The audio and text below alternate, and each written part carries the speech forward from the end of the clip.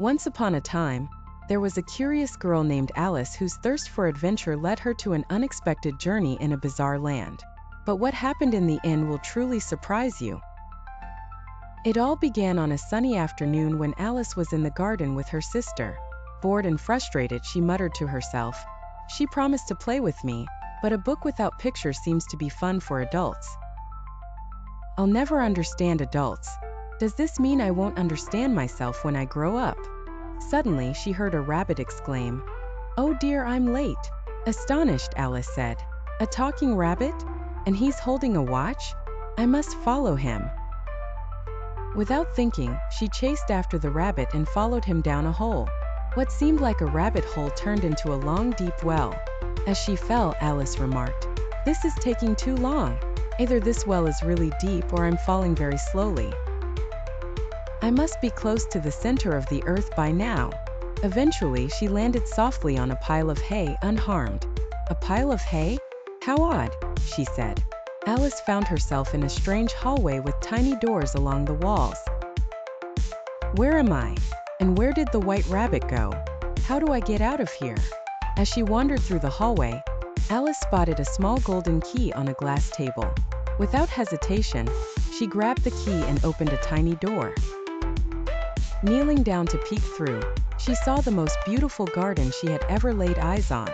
"Oh, how I wish I could get inside," she sighed, but she was too large to fit through the door. Feeling defeated, Alice noticed a bottle on the table labeled "Drink Me." Without a second thought, she drank it all and immediately began to shrink. "Wow, I'm tiny now. I can fit through the door." But to her dismay, she realized she had left the key on the table and was now too small to reach it. Feeling frustrated, she spotted a small cake under the table and decided to eat it.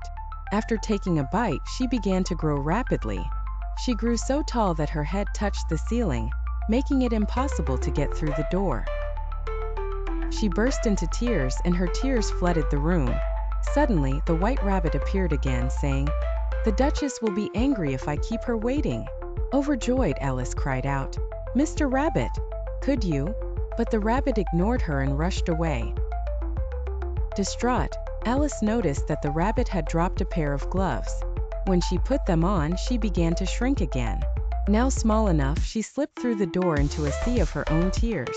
"I must have cried a lot," Alice thought, paddling through the salty water. Eventually, Alice found herself in a mysterious land full of strange characters, including a grinning Cheshire cat, a Mad Hatter hosting a nonsensical tea party, and a Queen of Hearts who was quick to demand, "Off with their heads." Alice's adventure grew more and more bizarre. She wandered through magical gardens, encountered talking animals, and even faced a trial over a stolen tart. But as the Queen of Hearts screamed for Alice's head, Alice finally stood up and shouted, "You're all just a pack of cards." In that moment, the cards flew up into the air, and suddenly Alice woke up, finding herself under a tree with her sister. "Oh, it was just a dream," she sighed. Or was it? Alice couldn't help but wonder if the strange land she visited was more than just a dream, leaving her with a feeling that perhaps her adventure wasn't over yet.